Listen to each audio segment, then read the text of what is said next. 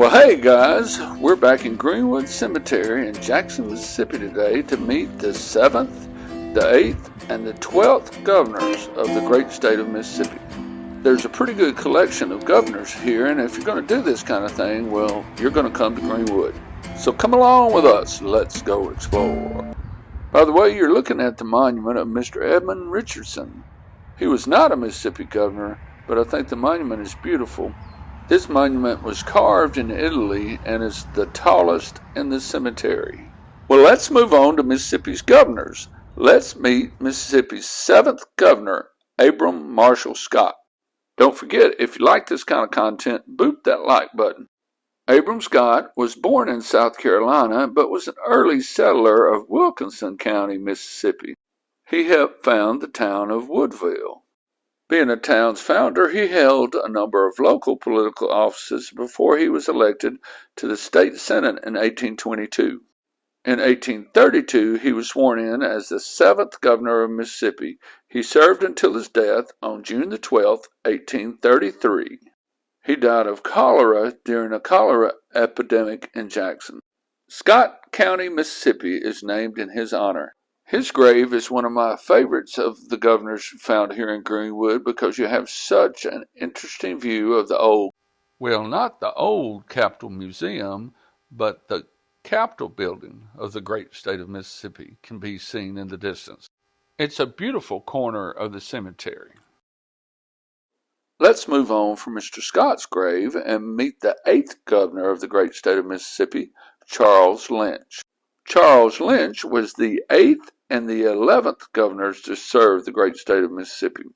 He was born in South Carolina in 1783. After moving to Mississippi, Lynch first worked as a farmer, but then entered into a career in public service. He was not a lawyer, but he secured an appointment to serve as the probate judge of Lawrence County in 1821.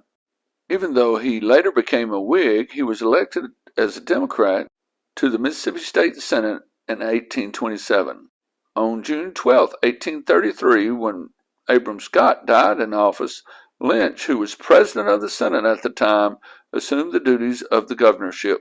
Lynch was elected as a Whig to a term of his own in 1835.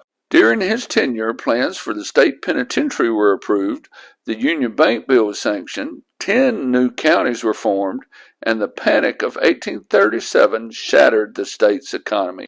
Lynch left office in January of 1838. He remained politically active until his death in February of 1853. Now let's move on to the grave of Alexander Gallatin McNutt. Alexander McNutt was born in Virginia in January of 1802.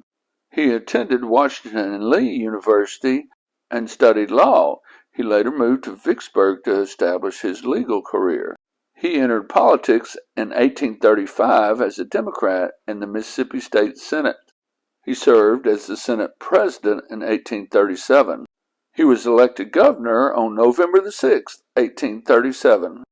During his tenure, a state library was founded, a woman's property rights bill was sanctioned, and land was secured for the site of a new state university, and construction was completed on the state penitentiary. Bonds were sold by the Union Bank in an effort to increase revenue, but of course the bank crashed and caused the state to have a huge deficit.